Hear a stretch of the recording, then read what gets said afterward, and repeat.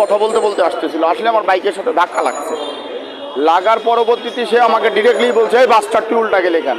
তখন আমি বলি যে ম্যাডাম আমি সরি বলে যখন চলে যাইতেছি, তখন উনি আমার ইউনিফর্ম দিয়ে টান দিয়ে ফেলে দিয়েছে পোশাক পরা অবস্থায়। টানছি উনি রয়ের এজেন্ডা বাস্তবায়ন করার জন্য বাংলাদেশের দেশব্যাপী আলোড়ন টিপ কাণ্ডের আলোচিত কনস্টেবল আমি নাজমুল তারেক। ইয়ালা পুলিশ আমাকে টিপ পরানে গালাগালি দিচ্ছে, কারণ টিপ একটা সাম্প্রদায়িক একটা জিনিস।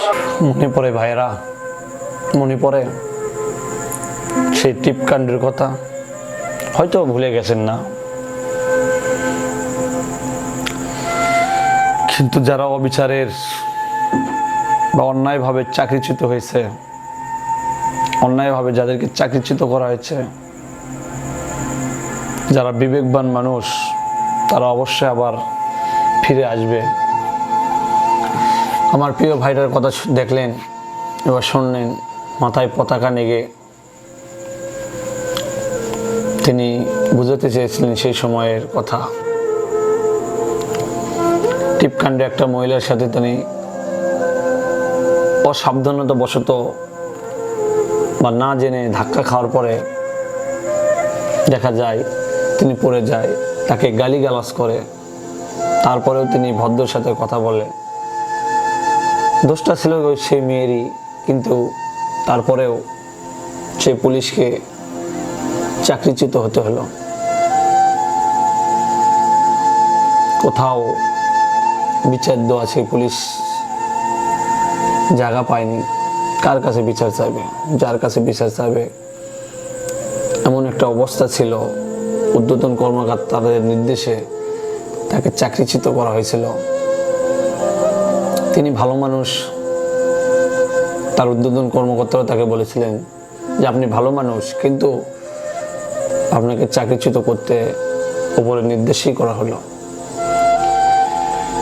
তো বন্ধুরা,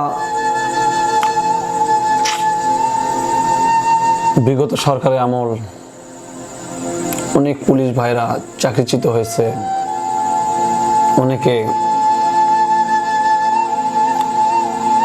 বিবেকের তাড়নায় চাকরি ছেড়েছেন, অনেকে অন্যায়ভাবে বরখাস্ত করা হয়েছে।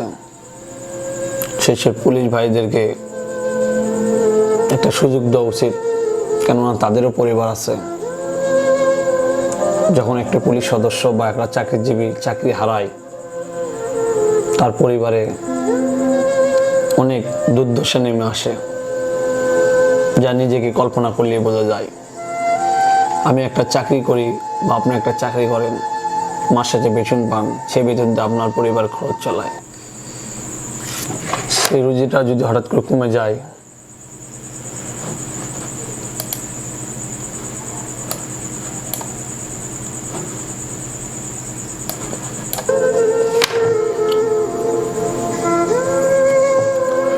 সেই রুজিটা যদি হঠাৎ করে কমে যায় বা হঠাৎ করে বন্ধ হয়ে যায়, সেই পরিবারের উপর কি একটা মর্মাহত বা মর্মান্তিক বেদনাদায়ক, সেটা আমি সবাই জানি।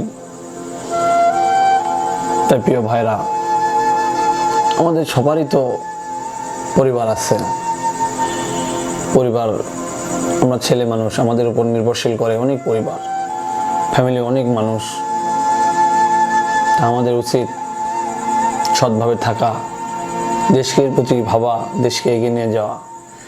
কিন্তু সৎভাবে থাকতে যে অনেক ভাইরা চাকরিচ্যুত হয়েছেন, তাদের পুনর্বাসন করা অত্যন্ত জরুরি।